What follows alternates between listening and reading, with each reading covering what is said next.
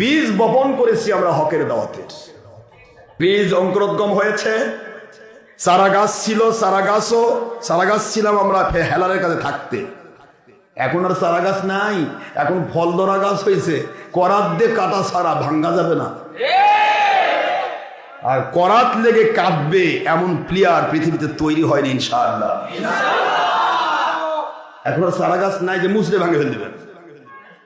এখন হকের দাওয়াত আমার মালিকের দয়ায় বীজ বপন থেকে শুরু চারা গাছ কমপ্লিট হয়ে যায়, এখন ফল ধরা মোটা গাছে পরিণত হয়ে গেছে।